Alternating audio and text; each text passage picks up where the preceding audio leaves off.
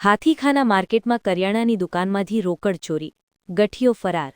વડોદરા શહેરના વ્યસ્ત હાથીખાના માર્કેટમાં આવેલી એક કરિયાણાની દુકાનમાં હાથફેરાની ઘટનાથી વેપારીઓમાં ચિંતા ફેલાઈ છે.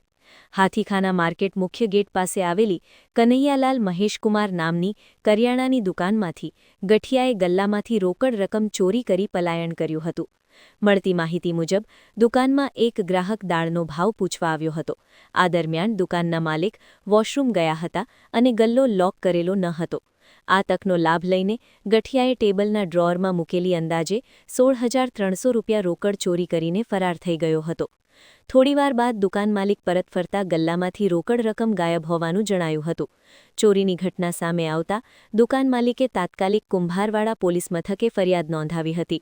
ફરિયાદના આધારે પોલીસે અજાણ્યા શખ્સને ઝડપી પાડવા માટે તપાસ શરૂ કરી છે.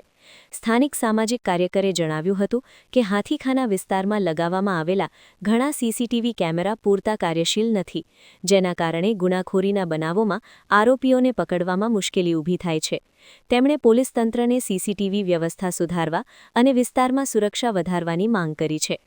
દુકાનમાં બનેલી આ ચોરીની ઘટનાને લઈને દુકાન માલિક તેમજ સ્થાનિક સામાજિક કાર્યકરે જણાવ્યું હતું. હાથીખાના સરદાર પટેલ માર્કેટ છે. અહીંયા 400 થી 600 દુકાનો છે. લાખો કરોડોનું ટર્નઓવર થાય છે. કાલે કોઈ ગઠિયો આવીને ગલ્લામાંથી 15,000 થી 18,000 રૂપિયા લઈ ગયો. બપોર 11 વાગે કાકા હતા એકલા, પણ કાકાને અર્જન્ટ થોડું બહાર જવાનું હતું કામથી, પેશાબ પાણી માટે. એ ગયા તો ગલ્લો ખોલો મૂકીને ગયા તો કોઈ અજાણ્યો યુવક 15,000 થી 18,000 રૂપિયા ગલ્લામાંથી કાઢીને જતો રહ્યો.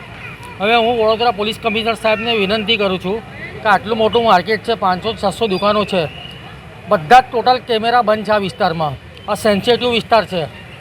તો પોલીસ કમિશનરને મેં વિનંતી કરું છું અને લોકલ પોલીસને પણ કેમેરા ચાલુ કરાવો ને આવા જે પ્રોબ્લેમ થાય છે વેપારી લોકોને, પછી અમારો વિસ્તારનું નામ બદનામ થાય છે હાથીખાનાનું.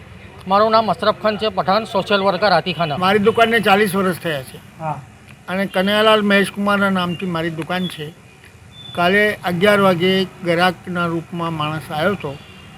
દાળનો ભાવ પૂછ્યો અને મને એકદમ એકી લાગી તો વોશ બેસિનમાં હું ગયો, પણ ઉતાવળમાં એકી જોરથી લાગતી હતી એટલે ચાબી ગળાવની અહીંયા લટકતી જતી આવી રીતે. અને હું આવ્યો ત્યારે પાછા આવ્યો તો ગલ્લામાંથી પૈસા નીકળી ગયા હતા. કેટલા હતા તમારા ગલ્લામાં પૈસા? 16,300. બરાબર.